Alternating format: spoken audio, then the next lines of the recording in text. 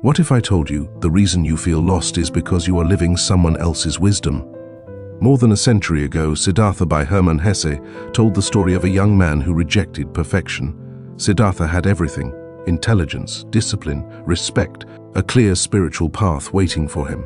And he walked away from all of it, not because he was confused, but because he refused to believe that truth could be memorized. His goal was terrifyingly simple. He wanted to experience enlightenment for himself, not read about it, not repeat it, not worship it. So he leaves home. He starves with ascetics. He studies under spiritual masters. He even meets the Buddha and still says no. Why? Because Siddhartha realizes something most people never dare to admit: no teacher can give you what you haven't lived.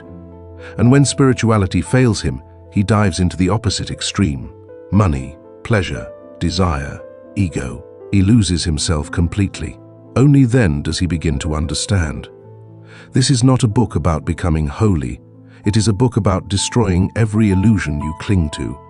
And that is why everyone should read it. At some point in life, every person collides with the same unsettling question: what is the meaning of life and where do I stand within it? So we searched. We study philosophies, we explore religions, we trust science. We gather answers like collectors of second-hand certainty. But what if the truth cannot be inherited? In Siddhartha, Hermann Hesse presents a radical idea: enlightenment cannot be transferred.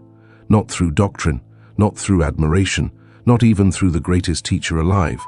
Siddhartha meets the Buddha himself, and he walks away, not because the Buddha is wrong, but because another man's awakening cannot become his own.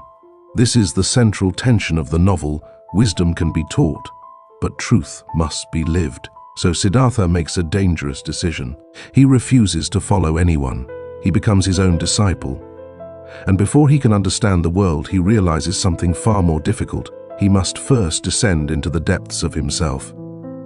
To truly know yourself, you must do something most people avoid. You must listen to yourself and follow that voice to the end, even when it feels wrong, even when it looks like a mistake. Because in Siddhartha by Hermann Hesse, every decision, no matter how misguided it appears, becomes part of the necessary path towards self-understanding. Siddhartha abandons the spiritual life he once worshipped. He rejects discipline. He immerses himself in wealth, desire, and pleasure. He commits moral failures. He loses direction. He forgets who he was. From the outside, it looks like decline, but it is not decline. It is descent. And that descent becomes his teacher. The novel makes a dangerous claim: no step can be labeled purely right or wrong. What we call failure may be an essential experience. What we call sin may be instruction. Both light and shadow are required for awakening. Truth does not need validation. What appears as wisdom to one person may seem meaningless to another.